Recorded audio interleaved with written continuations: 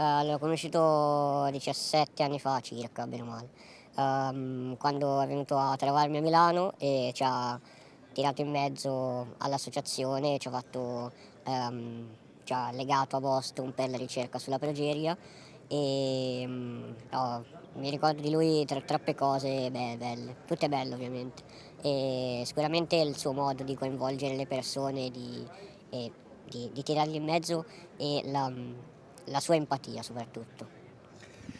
Siete partiti da Torino questa mattina? E siamo arrivati oggi pomeriggio. Io l'ho conosciuto nel 2014 quando ci ha invitato alla festa in Veneto.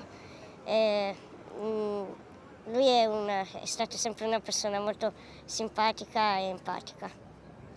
Simpatia, empatia, lui ha detto, insomma, i suoi genitori hanno detto è un momento triste ma anche una giornata di festa oggi, sentiremo anche tanta musica allegra, si può dire così di Sammy?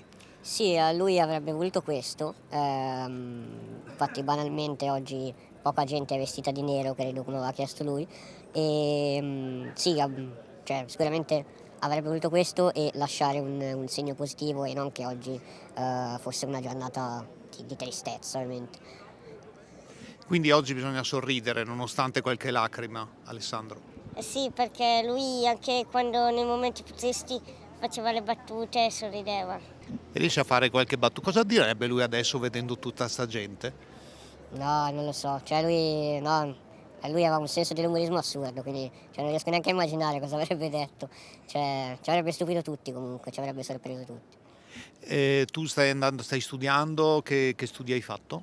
Io vabbè, ho finito il liceo, sto studiando animazione, quindi cartoni animati e mi piacerebbe appunto fare i cartoni animati nella vita, non è, magari non sono a livello di Sammy, lui era sicuramente più cervellone di me, più intelligente di me, però l'importante è fare qualcosa cioè, che ci rende felici insomma. Sei ancora alle medie o hai già passato? Io sì, faccio ancora terza media e non so ancora cosa farò in futuro. Insomma, bisogna pensarci al futuro, no? Sì, sì.